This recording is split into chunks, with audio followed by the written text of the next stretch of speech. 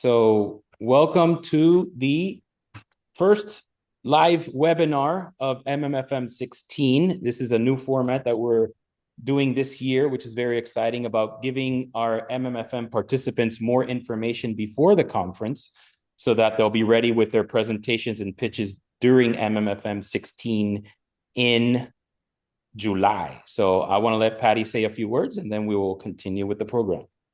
Yes, hi. First, I'd like to thank Samuel Castro from Iberseries and a good friend, Patricia Motilla. The two Patricias are back here together. And thank you so much for taking your time. I know you guys are very busy because, as we all know, Spain is rocking. So we're very fortunate that they're here today with us. And we've been working very hard on this for about a year. And most of you know the issues here, not only, in the United States, but just the conditions of the incentives and all the other stuff. So we made a commitment when we first started MMFM that we wanted to promote our content creators abroad. And we made these great connections in Spain and in the UK. And we're committed to promoting professional content and getting partnerships so you can film your project in the UK.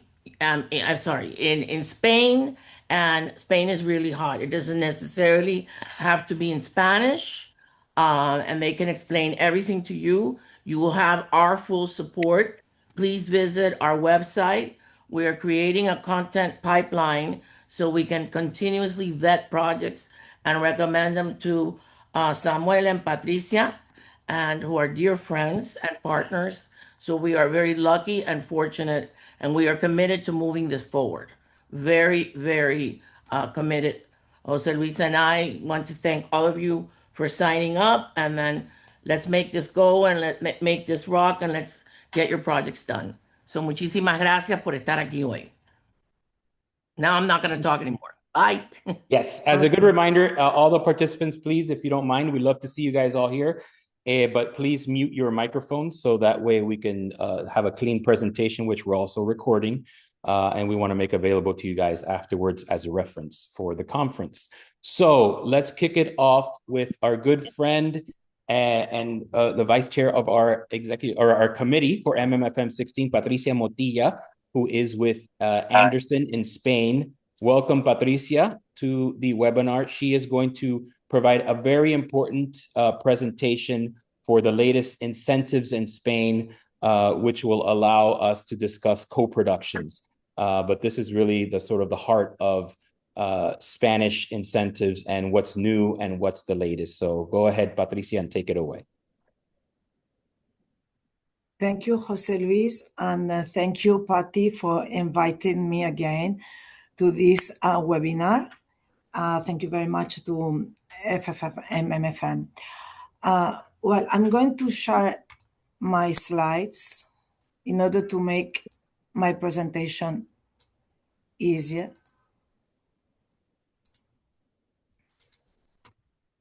Can you see the slides? Okay, so let's start. Okay. Okay, first of all, just to say that it is true that in Spain is in this moment on fire, okay? Why? We are leading Europe because we have one of the most or the best tax incentive in the world.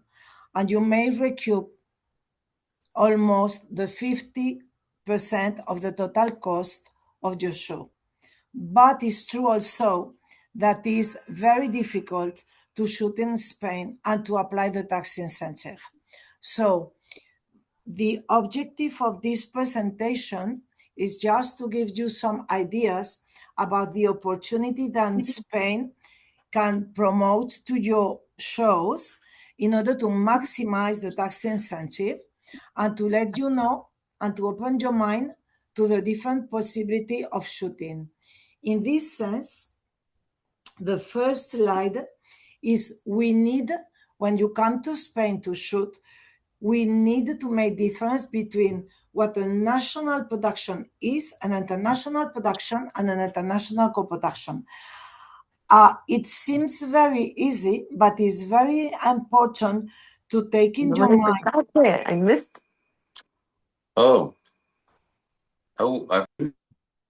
Guys, sorry, just a reminder, please mute your microphones. Thank you. Just to let you know that it's important to let you know that the definition of what an international co-production is not the same in the Spanish law that in the American ones. So when we talk about a national production, that means that the IP belongs to the Spanish producer. The cost of production is paid by the Spanish producer. And when we talk about a national production, we are able to apply in Spain a tax credit. Tax credit, you need to identify that tax credit means that we will need private investors, tax private investor. On the other hand, when we are under an international production, you see, you will, if you come to Spain, you needed to get used to the colloquial way of speaking, that is 36.1 is national production, 36.2 is international production. That means that the property, the rights, belongs to the foreign producer.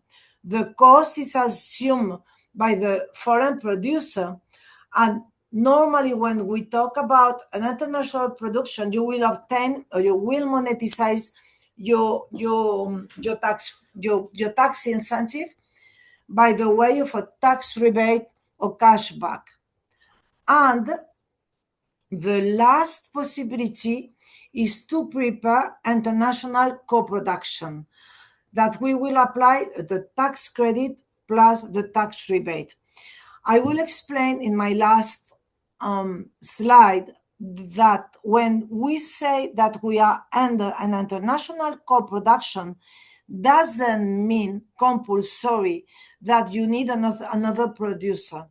It's just a structure or a way of structuring the production. Okay, let's see, or let's have a look to the different territory we have in Spain. Different territories mean different tax incentive, different law, and different way of monetizing. We have mainland territory, we have Basque Country, which is divided in 3 different territories, Guipúzcoa, Álava, and Vizcaya, Navarra territory, Canary Island, plus 2 other territories that are not tax incentive, but direct aids, that are Valencia and Murcia. Okay. What are the percentages to be applied? If you can or you should end a national production, that is important because the tax rate are the same. If you should end an international, if you come as an American producer, or if you come and we can split or convert your IP in a national production, the rates are the same.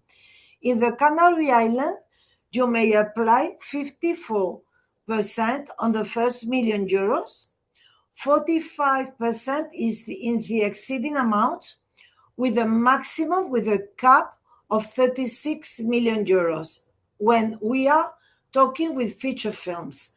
If we are shooting a series, in this case, this percentage are applied episode by episode, and the cap is €18 million per episode. Is a lot of money back. Okay. If we are in the mainland territory, is the total, the Spanish territory, except the Basque territory plus Navarra. The tax incentive are the 30% in the first €1 million, the 25% of the exceeding amount, with a maximum of €20 million. If we are under a series, in this case, we will have the cap per episode of 10 million euros. Okay. Basque Country, the north of Spain, here. You can see my flecha, no? Okay. The Basque Country, the amount of the deduction can move between the 35% and 60% of tax credit, depending of the territoriality of the cost, depending also how much we expend in each of the territory. The cap is for Guipúzcoa and Álava are those one, Guipúzcoa and Álava, 10 million euros, and Vizcaya don't have limits of cashback. For series, the incentive is calculated also episode by episode, and the maximum is 3 million euros per episode. And that's quite good with Vizcaya. And Navarra is also here in the north. We have the 45% of that we apply of a tax incentive with a maximum of 5 million euros. We have a regulatory limit that establish that is established by the Spanish law, but also by the directive. You know that when you should or you come and you should under the European umbrella, you need to apply the regulatory law, the European one plus the national one. And in this case, both of them establishes that the state aid, that means direct aids plus tax incentive, cannot exceed the 50% of the total cost of production.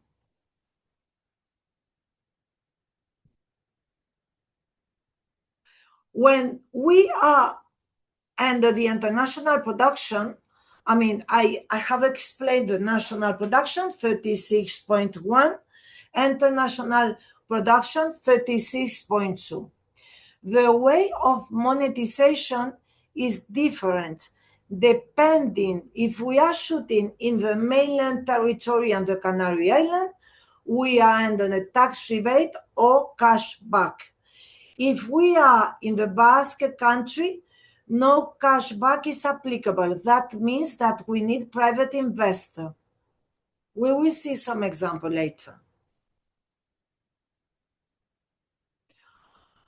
Okay, so as you can see, when we are in the Canary Island and the mainland territory, the percentage are exactly the same that when we talk for the 36.1 for the national production, with 54%, 45%, a cap of 36 million euros, and for the series, it's calculated episode by episode with a maximum of 18 million euros per episode. If we are in the mainland territory, 30%, 25%, with a cap of 20 million euros or 10 million euros per episode if we are under a series. Requirements of the tax rebate. That means if you decide to come to shoot a percentage of your show in Spain or the total show and you want to apply as a US show, the requirement are the follows. A minimum of cost must be incurred in Spain, that is 1 million euros, except if you are animation, that is 200,000. The total cost of production of the show must be, the worldwide, must be at least 2 million euros. The producer must be tax resident in the Canary Island and in the mainland. I mean, it's not exactly the producer, it's the company service, okay? The service company must be tax resident in the Canary Island or in the mainland territory. The deduction base cannot exceed the 80% of the total cost of the world, not as established other European countries as France, we need the taxable base. The limit is the 80% of the worldwide cost of the show. That is very important. Cost of non-European economic area of the creative crew are not eligible. That means if we have the director and the actors and musics are not European, they're not eligible. That's why when you come with an American show and we have an American director or we have cast American and is not going to be eligible, we try to split and to structure the IP in order to convert a high percentage of this IP Spanish, because like this, we will be able to consider all the costs incurred in Spain as deductible. I will explain an example later. We need a cultural certificate that will be issued by the ICAA, is Ministry of Culture, the Spanish Ministry of Culture.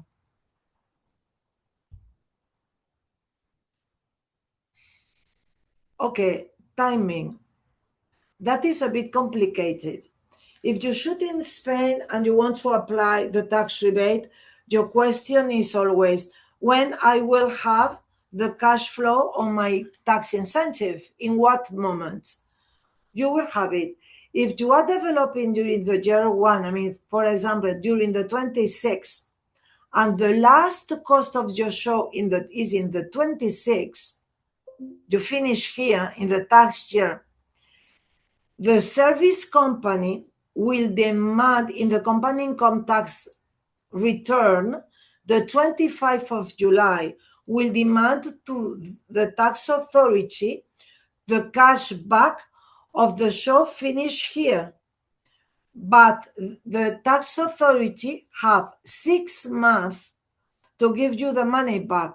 So you will have in the year, that is the 26th, in the 27th, we present the corporate income tax return demanding the cash back, and we will have the money during February of the 28th. So your question will be, what shall we do without our money here? We can try to finance at front the tax rebate with a Spanish bank. And it's not bad. The conditions are not bad. If you remember, I said, when we talk about the foreign production, we need to divide. If we are under cash back because we are having our money back by the tax authority, that's applied in the Basque territory and in the mainland territory and in the Canary territory. But if you are foreign production and you shoot in the north of Spain, in the Basque territory, here you do not have a cash back. You need private investor to monetize your tax incentive. And that means that we needed to look for this private investor since the beginning. But on the other hand, you do not have to wait 1.5 years to have your money back, because the law, the Basque law, establishes that you can have your money back at the end of the fiscal year of each of the year you incur costs. That means if we start our show in the 2026 and we are finishing in the 27, at the end of the 26, we check the cost incurred in the territory, and in December 36, we will have this percentage of money monetized with a private investor.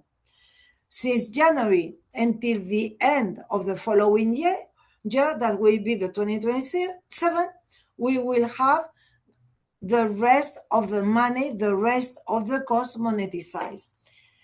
That is very important to know, that we need a vast entity doing the production of the service, and we are not needing the cultural test of the minister, the Spanish Ministry of Culture, but the one prepared by the Basque Country. And the most important and interesting thing, the total cost is considered as eligible. When I was talking about Canary Island and mainland territory, I said, take care because the non-European cost of the creative crew is not eligible. In the Basque territory, even if we are talking about American or Latin people, all the costs will be eligible. That's the reason why a lot of American shows are coming to shoot to the Basque territory. Please take a picture about that. That is gold. Is the tax incentive in each of the territory. I've been talking, the requirements are the caps.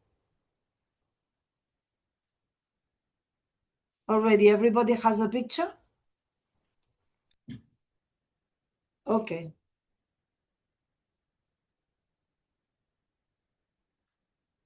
So I repeat, tax rebates or tax credit when we are under an international production, tax rebate cashback, mainland territory,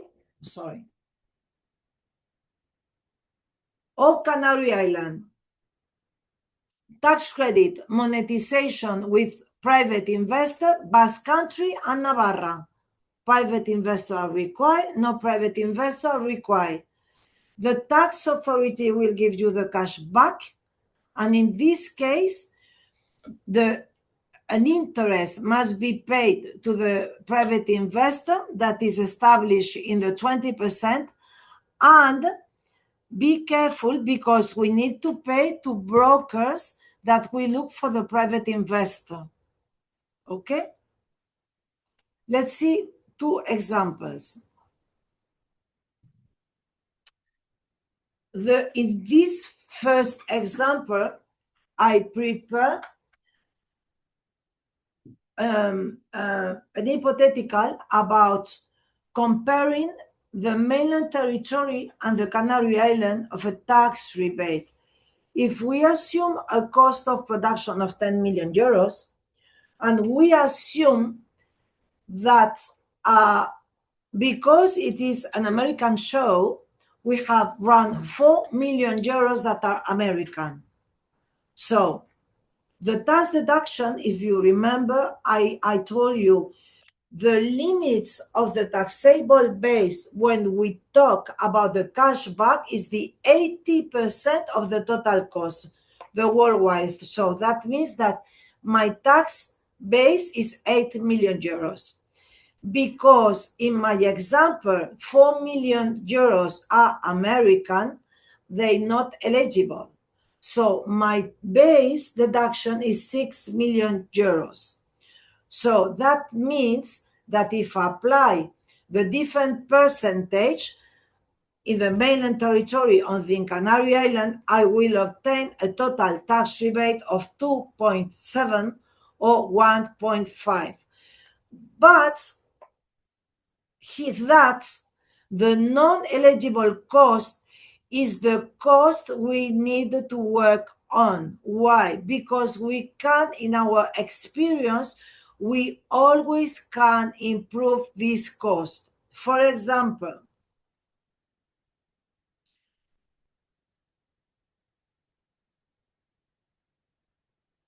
okay, that is an example, the same one. But I'm going to work the American show this since the beginning.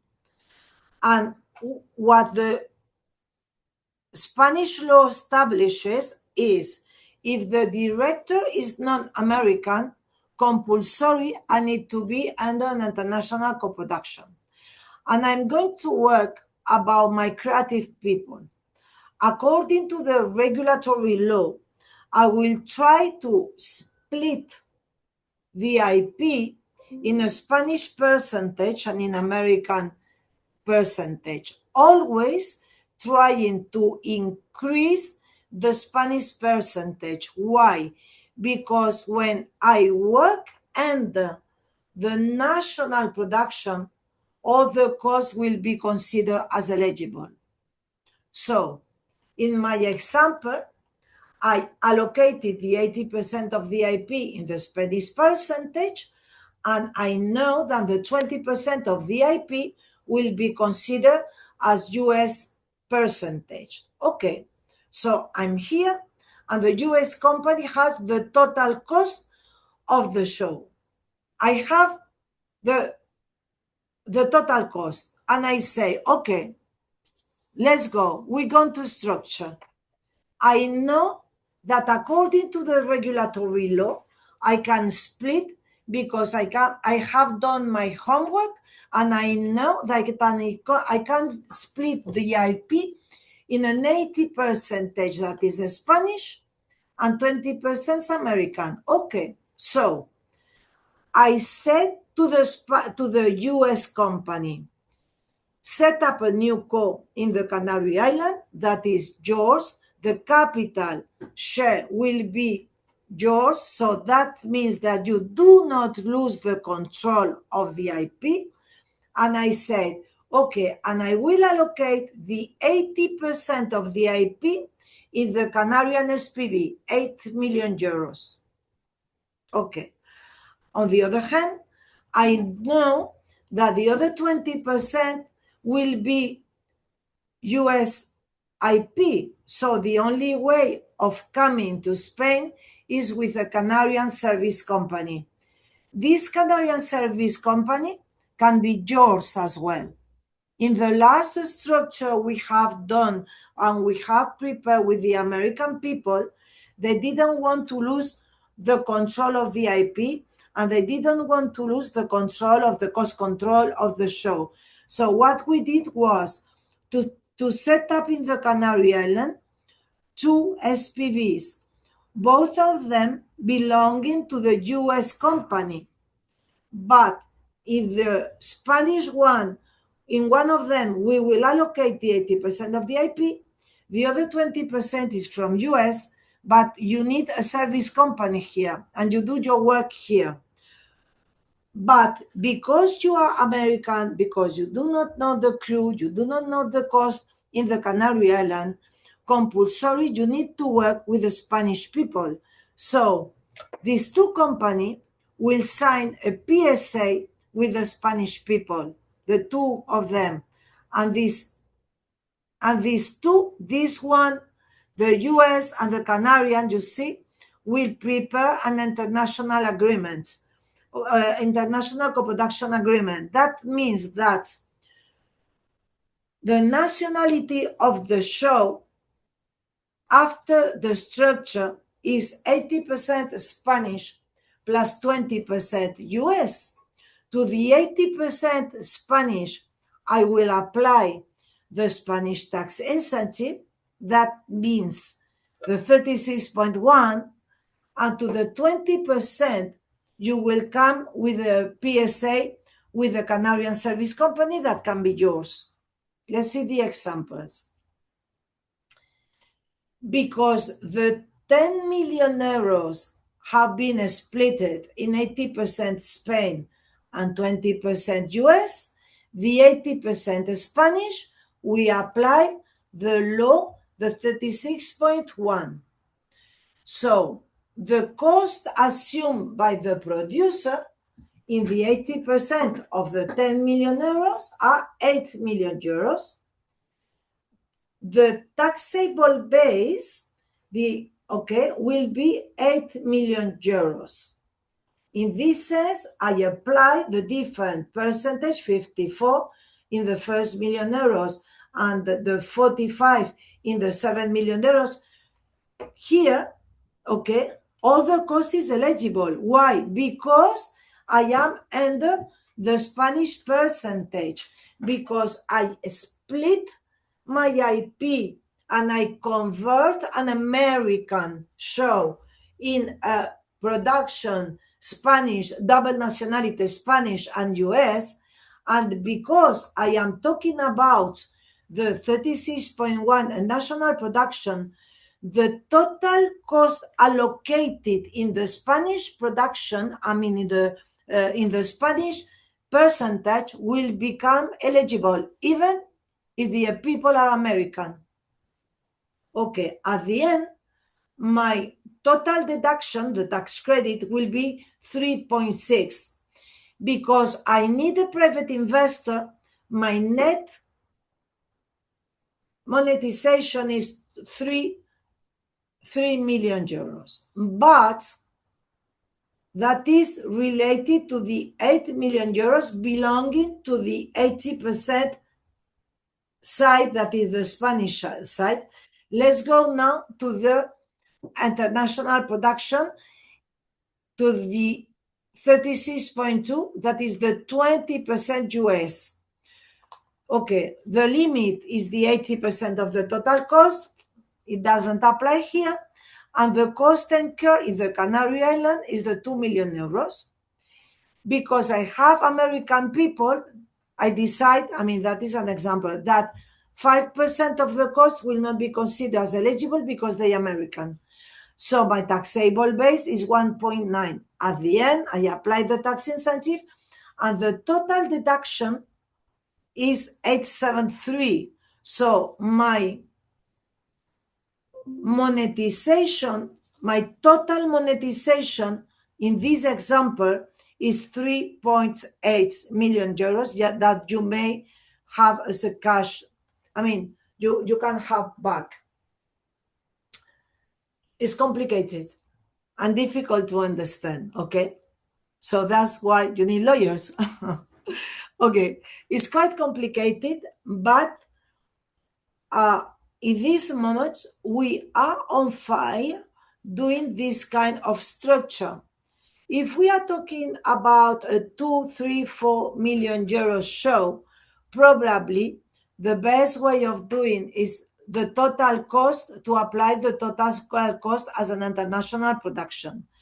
But if we are over 10 million euros, we need to think, what is the best way of doing? Okay? So just open the mind about the different tax incentive.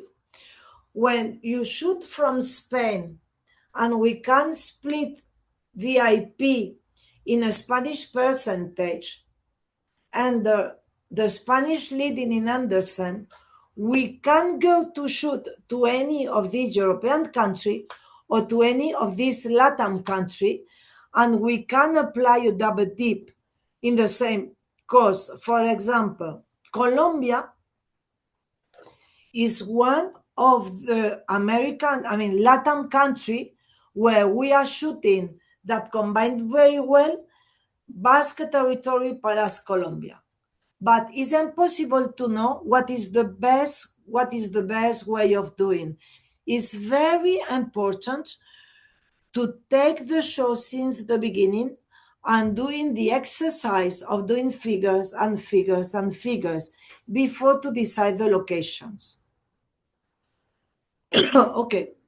I mean, any question, Jose Luis? I don't know if we wait for the Yes. at the end. I think Patricia will do it at the end. We have a Q&A, and then people are also going to use the chat. So if you guys have questions and you want to put it in the chat or just hold it to the end, we should have about 5 or 10 minutes for Q&A. Thank you, Patricia. Okay. Great presentation. Thank you. Yeah, and I'm answering questions on the chat as Patricia is speaking. Oh, yes. Patty's also answering questions on the chat. So if you guys have questions, just shoot them on the chat. So now we are going to introduce our second speaker for today, Samuel Castro Hansson, who is the director of Fundación Secuoya and Iberseries Platino Industria. So welcome, Samuel, to the webinar. How are you? Very well. Thank you so much, Jose Luis, and the rest of the participants and friends. First of all, I would like to apologize for the horrible voice that I have. I'm losing my voice. I'm so sorry. And I hope doing the best I can for the webinar. Thank you. Yes, we hear you perfectly. Nice Okay. rugged sound on the webinar. It's actually sounds good. Samuel, just to save you a little bit, you did send us a video. I don't know if you wanted to play a clip first, or Yes. if you wanted to jump right into the conversation. I don't know if you want, we can start, with some questions, and when we're going to aboard Iberseries, then we can enjoy the video. Okay, so we'll do the video towards the end then. Not a problem. Yes, perfect. Okay, so I'll start with a few questions for you, if you don't mind. And so tell us a little bit more just about your background. You have over 20 years in the Spanish audiovisual sector. You've been very instrumental in a lot of public-private partnerships. How has your background sort of influenced your work in building these international bridges? First of all, I would like to thank you to the Miami Media Film Market Festival for this opportunity.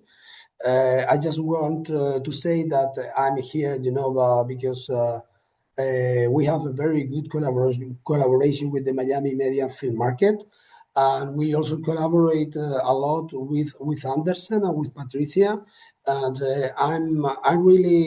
I really appreciate what are you doing, Jose Luis, Patty, and all the team of the Miami Media Film Market. I think that you are doing a great job.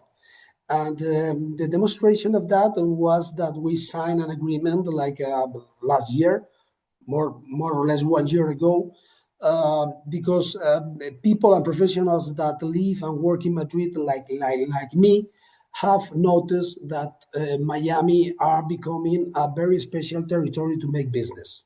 So answering your question, the thing is that in my experience, right now, the audiovisual industry based not only in Madrid, in the whole territory of Spain, have suffering a special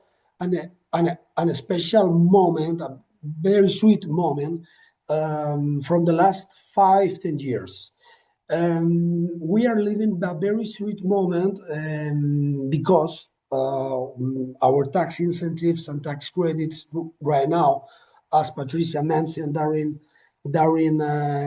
his interview, her interview, as you can see, have create an ecosystem in Spain with some kind of legal certainty that offer the security to come to Spain looking for a co-production, looking for investor, looking for a partner to try to do something bigger that you can create by in your own country, and I think that the independent producers right now are living in Spain, and maybe the producers based in Miami are living like a very special moment, because we are living like a parallel universe moment, right?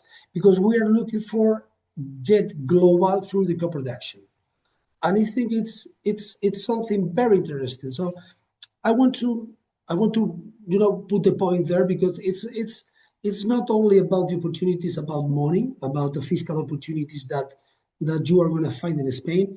It's about the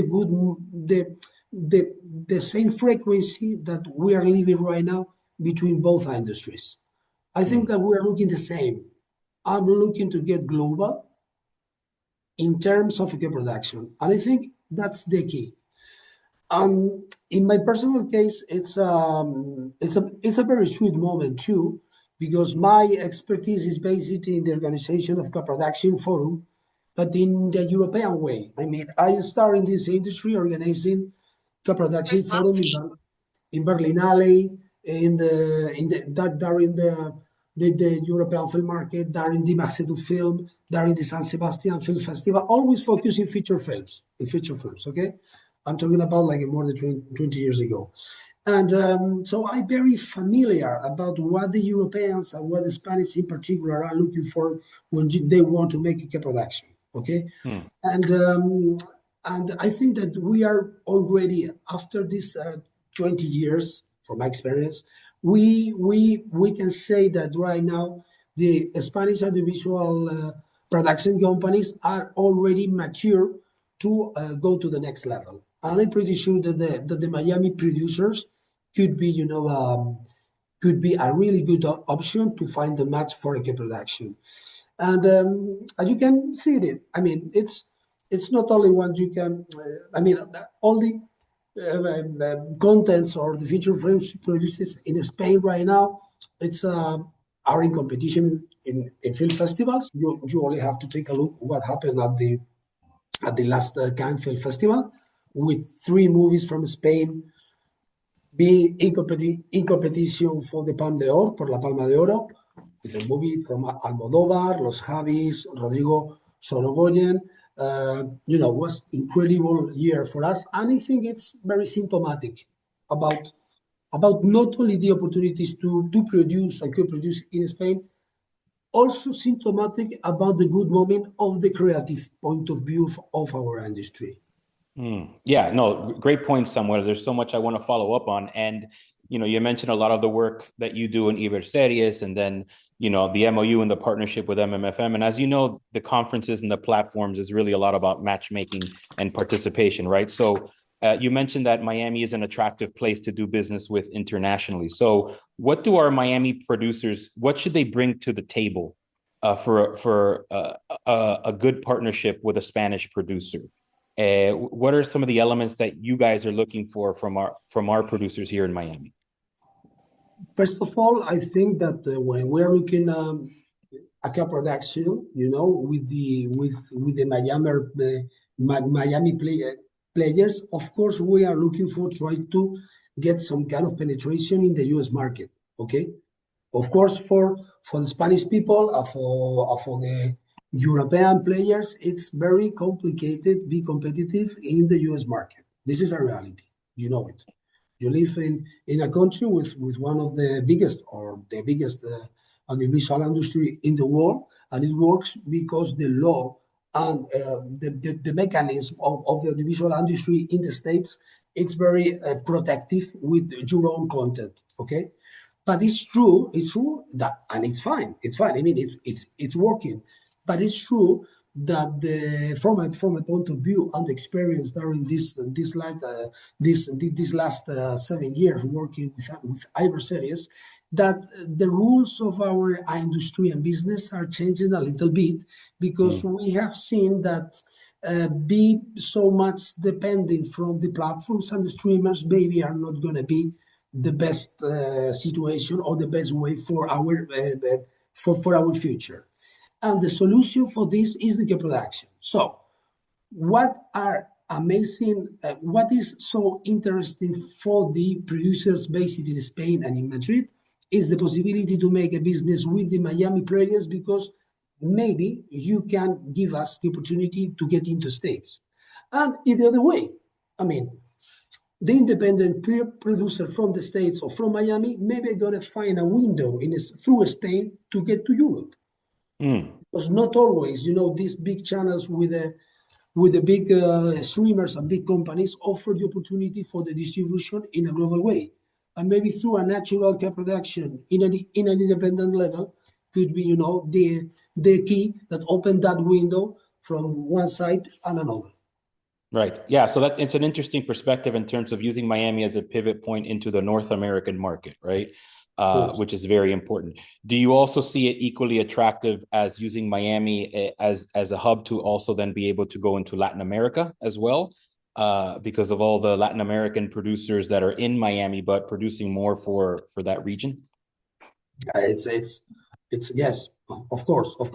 Miami is not only, one of the doors that can where you can knock if you want to try to sell or to produce your content in the States. It's also a big opportunity for all Latin America. Miami is the center of the audiovisual activity when we talk about Latin content, and of course the Spanish producers and players know it. No, it's something that it's obvious. But the thing is that I think that we have to start to thinking about not only the opportunities for the co-production when we talk about business. Maybe we have not put so much interest in how to create stories, script writers. Try to find stories that could be that can offer the possibility of create an organic co-production. I mean, there is a lot of cultural links, a lot of cultural, not only idiomatic, of course, but cultural links that make that union between Spain and Miami. Of course, Latin America, but I think that we are not working very hard in trying to create these stories from the beginning that are going to be the base of the co-production of the future. Okay, so for example, in Iberseries for this year, we are working with the screenwriters unions here in Spain and with the scriptwriters and showrunners in Latin America, creating like a network or screenwriters in Spanish-speaking language, just with the idea to be together and write these stories from the beginning. So when the streamers, when the channels, when the studios are gonna knock the door about, okay, guys, we are looking for stories or scripts about, I don't know, whatever, cultural things or human things or action movies or romantic movies or whatever, maybe this kind of union or not union, but this kind of collective work with the scriptwriters and showrunners that use the Spanish-speaking language to work, maybe can offer and histories that it's already making a match between Spain, Europe, and Miami and Latin America, right? Yeah, that's a great point, because then the idea being is the co-production is not just a financial partnership, it's a creative one as well. Right? That have to be organic. That's the point that we are discovering right now in Spain. Because as Patricia has mentioned during the presentation, of course, right now, this kind of fiscal structure that we offer as a country, it's something great. It's marvelous. But the thing is that we are noticed that we have to start to create the histories from the beginning. So we have a co-production like a natural way, not forces. It's like okay, guys, why we go to the Canary Islands, we go to the Basque Country, it's okay, there is amazing tax incentive, but sometimes when you see the contents, you notice that maybe it's a little bit forces. That's a reality. Yeah. It's not bad. It's a tool. But the thing is, why we don't start from the beginning? Why That's a we great don't, point. Seat people in the same table from Madrid, for the Canary Islands, from North of Europe or Germany. There is a lot of people from Germany and from Sweden and from UK that live in Spain, that live on the Canary Islands, that live at Mallorca, that live, in all the Mediterranean coast of Spain. And of course, there is a mix of culture, a mix of audience that is very similar on what happened in Miami right now too. So maybe there we can try to find, these stories that I'm pretty sure are going to be more organic and I'm going to connect more with the audience. Yeah, the idea that a Miami producer can bring sort of the cultural zeitgeist of the US to say, look, this is what our audiences are responding to nationally. And they don't have to be big budgets. I want to get into budgets before we go to the Q&A because, obviously a lot of the producers we deal with locally produce independent films and independent series. And so, my question to you is, budgets, right? We've seen recently, at least in America, again, huge success recently in the box office. If you guys have read about Obsession, which just made over $100 million at the box office, Backrooms, these came from digital content creators. So, but movies that were made for less than $1 million, right? So what are the budget levels that you're looking at beyond the creative in a co-production in terms of what's realistic to partner on in your sort of experience? In my experience, the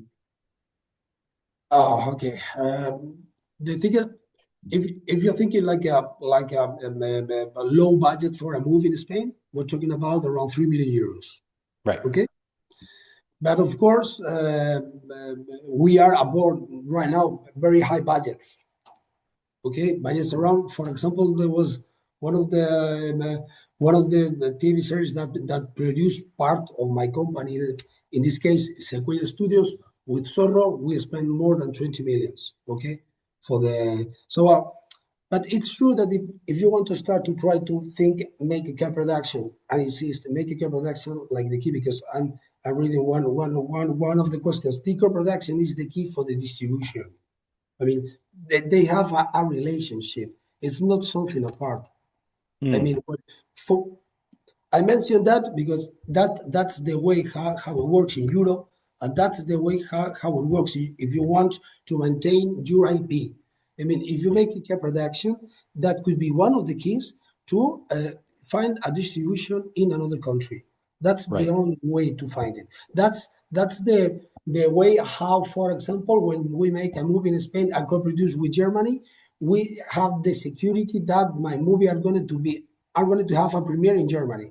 Or for example, when we talk about TV series, like 2 years ago, there was a co-production between ZDF in Germany and Radio Televisión Española, the public television in Spain. There was a thriller with a policeman and a policewoman that calls Ways and Morales, and what a success, what a really success. And was like a thriller about the policeman from Spain. They have a case with a policewoman with Germany, and the action happened in Mallorca.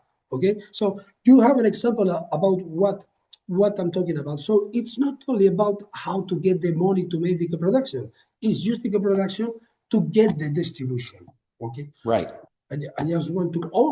That is the way how we work in Europe. Okay, because it's difficult. So, but turning back about the budget, yes, I mean we are more than open, and right now I think that our industry it's already, yes, that's right, Sequoia Studios, and the idea is that the minimum have to be 3 million, to be honest, and to try to. That's my opinion, but Patricia, I don't know if you have another thing on mind, but less than 3 million or less than 2,050,000 are not going to be something interesting in one thinking about making a production, or of course try to be more efficient with the tax credit. Yeah, that's a good point. Okay, so it gives us a good sense of the creative participation in terms of access to new markets, and I think a good point that you made about at the end of the day, you're using co-productions not just for financing and the creative storytelling, but being able to access these new markets via these co-productions, because oftentimes that's the only way you'll find that distribution is through the co-production from that country, right? And I think those are all very important elements for our producers to keep in mind as they're developing their projects for the MMFM, and how to properly put them together in a way that you said feels organic and is not just forced to fit a certain box. Right, because it just makes no sense to do it that way. So that happened to us, for example, with Iberseries. When we create Iberseries, of course, was to create a huge market just for Spanish and Portuguese content. On the creators of this kind of content, the producers, the creators, the actors, the directors, for everyone that wants to create in Spanish language. And after 5 editions, because this year we are going to celebrate our 6th edition, we noticed that, guys, it's that we are not selling. We don't have a distribution of Spanish and Spanish series in Argentina, in Mexico, and Colombia. It's crazy. Yeah. There is less Spanish movies in theaters in Mexico and in Argentina than 10 years ago. Yeah. So it doesn't work. I mean, it's something that is happened. And what happened? Happened that the stories are not telling from the beginning, from the people that have these kind of cultural links between Spain and Argentina, Colombia and Mexico. Yeah, absolutely. And congratulations on our series getting into your 6th year now. And you have the new one coming up now in 2026, I believe, end of September, correct? Yes, from September 29 to October the 2nd. We are going to enjoy a lot of participants like last year, with the novelty of this year that we have opened a little bit our program to Euro players, because I'm sorry, I'm very focused. I have an obsession with the international selling, but it's true that right now for the Spanish contents, the European buyers are very, very, very important because they are buying a lot of content of Spanish content. And in Latin America, right now, it's a little bit, are not going in this speed of buying contents, are a little bit slow, So we have changed a little bit the program, open it to Europe and to Asia players too. So it's true that at the beginning we start like an Ibero-American event, but we have got global as the name of the figures and the data demonstrate, with more than the 2,700 accreditators last year. We have more than I have a presentation that maybe I can share with you if you want. Yeah, sure, go for it. We have a couple minutes. Go ahead. Yeah. Sorry, I talk too much, No, it's a great conversation, though. It's really important. Fantastic. And just to tell our participants that we are with no voice. And with no voice. You can imagine with voice. Okay. You can see the presentation? Yes. Okay. Yes. Okay. This is all the sponsorship. You have to know that Iberseries, it's an association between Secuoya Foundation, and the director of the Secuoya Foundation, and EGEDA. EGEDA, you know that it's the entity that manages the rights of the producers in Spain and almost in all the countries in Latin America. And we have also the sponsorship of the public administration in Spain, in the region of Madrid, and the Council of Madrid. I have a presentation here. I'm not going to show everything, but here you have some data of the people that participate and the kind of profiles that participate in 2025. So, there is the professionals that I have already mentioned, the number of activities, the number of the international buyers that buy content. Okay, that's very important. The number of the commissioners from platforms and for TV channels that used to participate and are going to participate again this year in 2026. And for example, the important focus that we have there with the media. Deadline used to cover our event, Hollywood Reporter, of course, Variety, Screen International. I mean, there is an interest from the other side of the Atlantic, in this case, not only from Latin America, but also from the United States and from Canada, about what happened in our event. In fact, the Canadian people are very interested about what happened, how to collaborate and co-produce with Spain and with the rest of Europe, because you know that Canada is one of the countries that is part of EURIMAS, that is a supranational program that gives grants to the productions that happen in Europe with Canada, because for the French language. So if you get, for example, a co-production between Spain and France, you can attract Canada and make it bigger with intention to penetrate with your content in Canada, right? Some ideas, discovering. We organize keynotes, conference, spotlights with companies. Almost all the big streamers in the world that are interested in Spanish-speaking contents are present in our event. Netflix, HBO, Disney, Prime Video, of course, the public channels that operate in Europe and in Spain, and of course the private channels that operate in Latin America, like Caracol, RCN, Televisa. So this is the 5 main activities that happen during the event.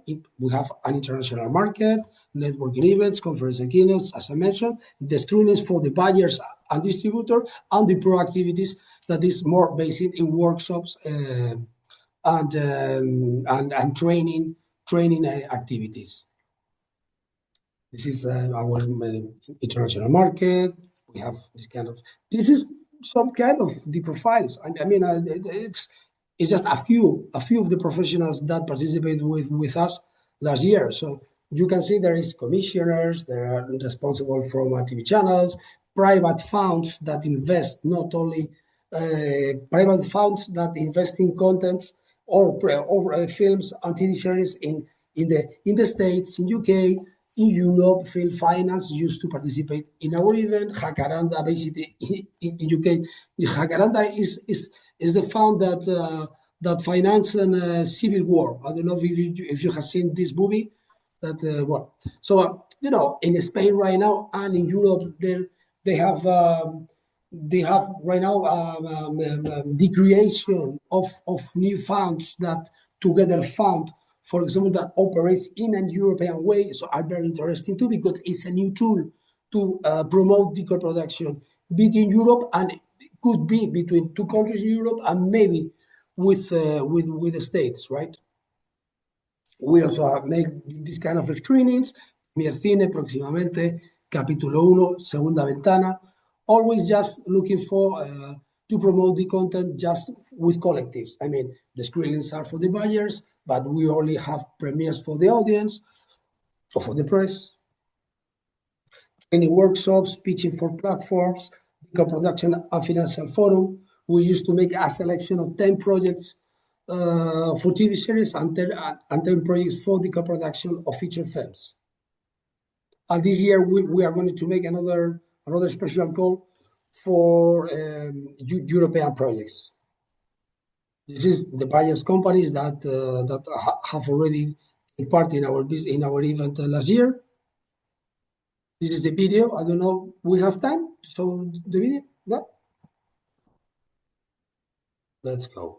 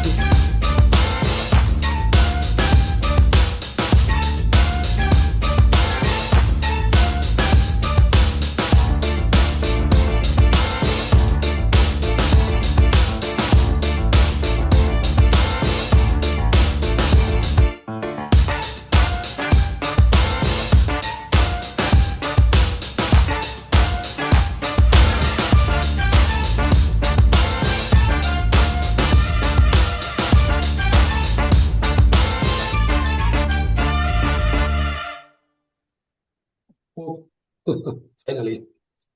Sorry. Excellent. That was great. Yeah. That was great. I'm ready to hop on a plane tomorrow to Madrid. It doesn't take much to convince us, but this is even more. I hope so. So, okay, I think we have a couple minutes for some questions. Patty, I know you've been monitoring also the Q&A. If anybody has a last couple questions for either Samuel or Patricia before we wrap it up. The most of the questions were very excited about partnerships. They're going to contact us and we'll contact you guys. I wanted to say that we will be participating in Iberseries and see if we can take some projects over there. And there's a lot of questions, Samuel, on AI. And I know that Secuoya has been instrumental in that. And the Spanish government has provided recently a lot of funding for that. So that's another question that maybe you'd like to either address, or one of our participants was very interested in that. In the question about the Sequoia Studios and about the new fund. AI. Sí. Okay. Sí. Yeah. But about artificial intelligence. Yeah. They wanted to know, is there an artificial intelligence film studio in Spain? I said, absolutely. And then I mentioned about the recent allocation and that Sequoia is instrumental in that. Yeah. I mean, in any case, what are we working in Sequoia with artificial intelligence? It's always under the law that let's work here in Europe. Okay, you know that the legislation that is working in Europe with the USA is different. I mean, we have to all the things, but not only with Sequoia. I mean, all the companies, audiovisual companies that want to work with artificial intelligence, they used to create his own images, and we are not allowed to take images or footage from another places. And in Sequoia, in this case, this is what we are doing. I mean, we are creating our own bank of images and the footage to use it for the productions.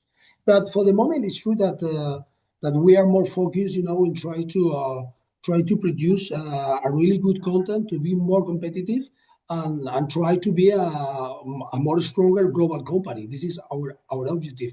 I don't know, Patricia, if you want to add something about how works the legislation here in Spain about the artificial intelligence, or maybe a point of view if you compare it with the US or something like that. I don't know. Nothing special in this moment yet. I mean, the law is being changing. We are discussing about how to apply it since the different point of view, but nothing is publishing, nothing important has been published yet. Okay. No, yeah, it's all very new. That's still Yeah, evolving yeah, very quickly. Yeah. So I think it'll all sort itself out as most technologies do over time. yeah. So great question though. Patty, anything else from the chat, or are we From good? the chat, yeah, they were talking about the new distribution models. So then, they were, concerned about the difference between like a distributor and a producer, since that's all changing because distribution models are changing. So I mentioned that Iberseries and and Patricia, both of you are experts in that, and JL too, on how distribution models are changing. I mean, what you guys are doing with your series is impressive. Yes, the all the distribution in Europe, for example, is getting more concentrate. I mean, the independent distribution of the content is something that it seems that it's going to disappear in a few years. And it's a pity because I'm pretty sure that the independent products contents have, our audience, right? So maybe the only way, to try to promote and try to find incentive and for fight against this I don't know if say die of the independent distributors is through the co-production. I'm so sorry. I'm very, all the time the co-production, the co-production, but it's true. It's true. If we put a little more efforts in the co-production, we are going to revitalize the international distribution in an independent way. If not, there are nothing to do. And the big streamers and the big majors are going to take all the cake. Yeah, Thank you. good point. Very good point. Absolutely. So, okay, I think there was just one little question about, okay, so Miami producers now are very excited about Iberseries. If someone wanted to present a project, perhaps maybe first at MMFM and then leading into Iberseries, what are the key elements that you're looking for a potential participant from Miami? Okay. Jose Luis, just one thing to clarify about an opinion that asked me Samuel related. If it is interesting for a film or series of 2 million euros to come to Spain to benefit from the tax incentive, from my point of view or from our expertise, it is interesting because it's something related with the cost. I mean, if we are talking about a small show, 2 million euros, for example, my recommendation will say to go to the Basque territory. If a woman is the director, we will be able to apply the 60% off. That is a good amount of money. And if, for example, we are able to shoot a percentage of the cost in the Basque territory plus any of the Latin country, I mean, we may have back around 65%. So it's a lot. Wow. Yeah. That is a So, lot. of course, it is interesting. So low budget Basque woman director. Got it. Yeah. The trifecta of getting big incentives. Yeah. And I had a really cool question about a film La Pecera, which was an international co-production between Puerto Rico and Spain. And it was an official entry into the Goya in 2024. Yeah. So that was another La Pecera. La Mhm. Pecera. and it was presented at Sundance as an international film. So there's different. You guys have Samuel and Patricia, experts in all of this. So I encourage you to participate at MMFM in July because we're very serious about promoting and taking serious projects to Iberseries and throughout the year to work with both Samuel and Patricia, who are now really good friends of ours. And I serve as a juror in Premios Platino, which is part of Ejeda y Platino Industria. So here you have a good family that's supporting all you guys. Yeah. No, that's a great Yeah. point, Patty. So Samuel, before we sign off, just 2 or 3 quick points. So as our Miami producers are getting ready for MMFM and then pops to the Iberseries, what are the 3 bullet points that you're looking for? Stories that unite both continents or both cultures.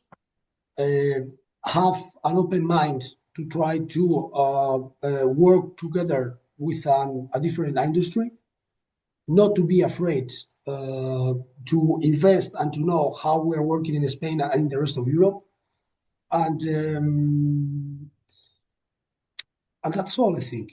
I think that's all. And put together, all the talent that I'm pretty sure that we are going to find, not only actually talent, I mean, directors, producers, scriptwriters. We have to start to create a community in that way. So don't be afraid, because we are going to make a construction of a confidence ecosystem. Great. That's Well fantastic. said. Yep. Love it. All right, guys. Patty, any last words? I'm just going to give a couple notes for MMFM, but Yeah, thank you guys. Thank you, Patricia. Gracias. Y Samuel, and I think we're really onto something and let's make this happen. Yes. Thank you to you. Muchísimas gracias a todos vosotros. Es un sí. placer. Y disculpar la voz. Sorry for my voice. Yes. It sounds Gail? great. Yeah, thank you, Samuel. Thank you, Patricia. Obviously, Patty, the MMFM team, all of you guys who have participated today and been here with us to learn more about Spanish co-productions. Really appreciate you being here, but it's only the beginning. As you know, we recently sent out an email. We're going to update the website today. Submissions are still open until June 26th. So keep that in mind. If you're still thinking about submitting a project, especially after this webinar, you got a lot of great information to tweak your projects before you submit for the meetings in July. So that'll be until June 26th. Today was our Spain webinar. We're going to do an online meet and greet on June 17th. To meet with all the participants that have submitted projects and have registered for the conference. So look out for that webinar.